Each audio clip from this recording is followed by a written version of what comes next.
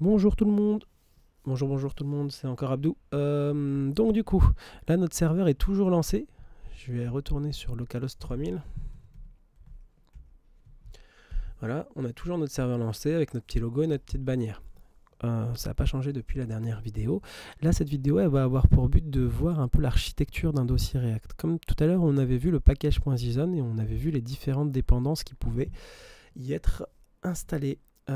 Du coup, on a eu React, React DOM et React Script. Tout à l'heure, on installera, dans de prochaines vidéos, on installera des nouvelles dépendances. Du coup, elles s'ajouteront ici.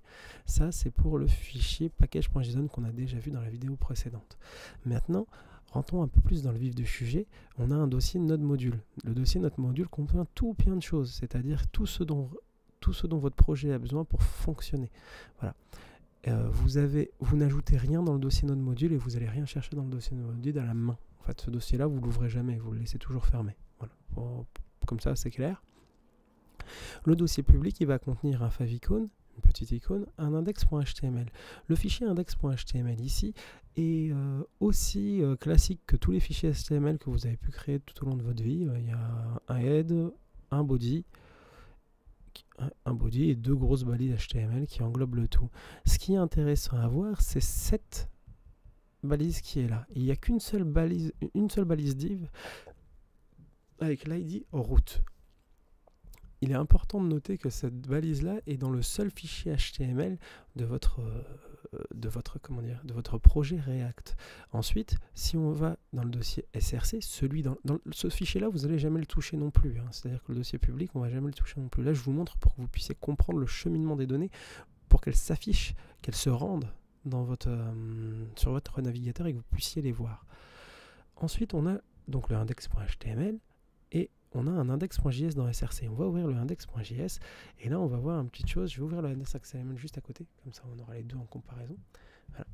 Là on a notre div id root qui est là et ici on a un document getElement by id root. Donc du coup on fait une liaison entre les deux.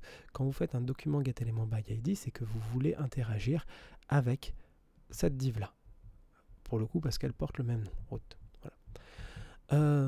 Ensuite, il y a différentes choses des choses que vous avez peut-être jamais vues. Il y a marqué import React from React, import React DOM from React DOM, import index.css, d'accord, il y a un CSS associé peut-être à cet index, import app from app, ok, app, est-ce qu'il y a un fichier app? Parce que là il y a ./app, oui j'ai bien présence d'un fichier app, on ira voir après.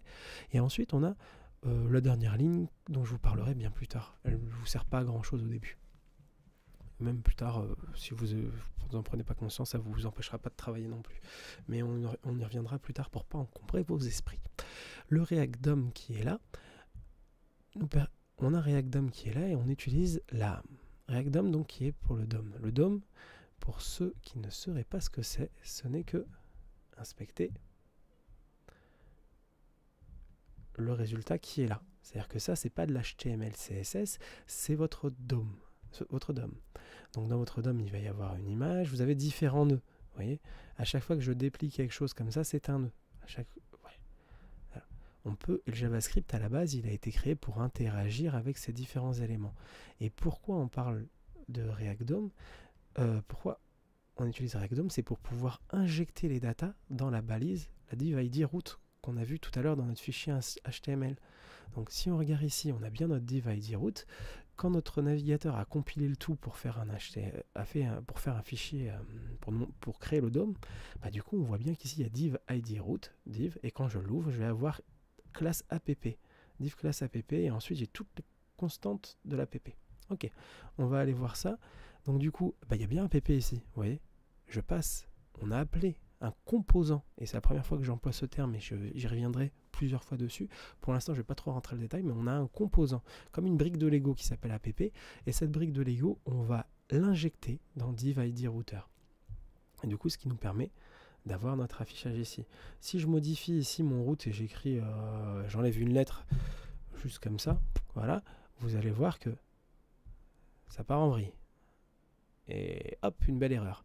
Tagger conteneur is not a DOM element, et là il me dit que comme quoi j'ai une erreur quelque part sur mon fichier. Du coup je vais le remettre juste pour bien vous montrer que c'est bien cette div là qui réceptionne toutes les données. Toutes les données qu'on va rendre, qu'on va injecter, qu'on va vouloir injecter dans cette div, le seront faits par le biais de ce document index.js. Donc tout ce qu'on va mettre dans app va être injecté dans l'id route qui est là.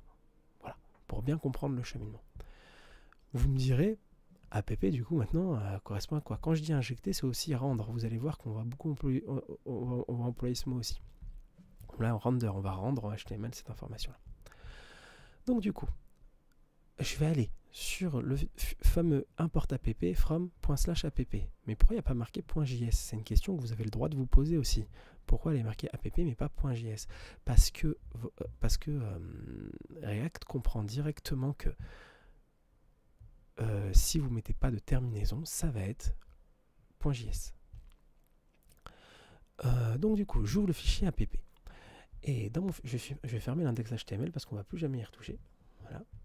Hop, je revérifie. On a bien tout qui fonctionne bien. Voilà. Donc du coup, maintenant, je rentre dans mon fichier app.js. Qu'est-ce qu'il y a dedans? C'est un composant qui est de type classe. Ok. Donc du coup, j'importe React component from React. Du coup, j'importe React et component de React. Ok. J'importe un logo de logo SVG. Ici, j'ai logo SVG. On va l'ouvrir pour voir. C'est un logo SVG et le SVG, c'est un genre de code. Je vous montrerai tout à l'heure comment créer des composants SVG. Un peu plus tard aussi. Ouais, il faudra que je le fasse ça. Et du coup, ici, donc on a notre logo SVG qui est là et on a un import app.css. Apparemment, pour importer du React, importer du CSS dans vos documents React, il faut faire import./app.css. app.css est normalement dans le même dossier vu que c'est point. Ouais, il est juste au-dessus ici, app.css. Ok, très bien. Du coup, là, on va créer une classe ES6 avec classe app. Donc, on vient de nommer notre classe. Et là, on a deux mots qui s'ajoutent. On a le mot extend et component. Component, on l'a importé de React tout à l'heure. À quoi correspond le mot extend? En fait, pour créer une liaison familiale entre app et component, donc du coup, on va parler d'hérédité, pour que app va devenir l'enfant de component, juste en mettant ce petit mot-clé. Et comme vous pouvez accéder comme vous avez accédé au patrimoine génétique de vos parents, vous avez hérité du patrimoine génétique de vos parents, ce petit mot-clé-là vous permet de faire la liaison et dire que component est le parent d'APP.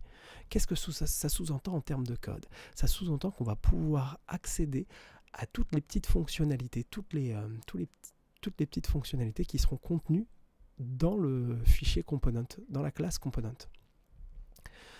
Notamment, le render qui est ici nous vient de component. Si on passe notre souris dessus, c'est une méthode app.render qui nous vient de component en soi. Voilà.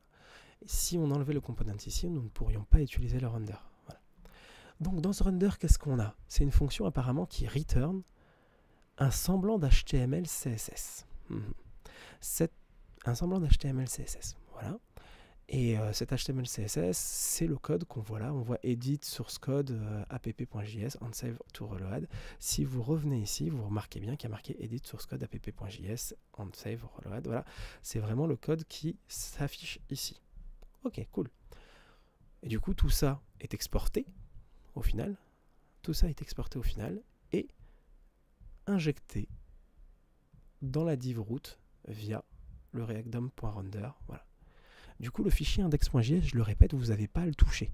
Là, je l'ouvre juste pour vous montrer ce qu'il y a dedans. Vous pouvez regarder ce qu'il y a dedans, vous amuser à changer 2-3 petits trucs. Mais sur vos projets, il ne faut pas le toucher. Il faut vraiment le laisser neutre comme ça. Donc, je vais dans app qui est là. Et ici, je ne vais rien faire d'autre. C'est déjà bien. On a pu voir ensemble la structure d'un dossier de base d'un projet React.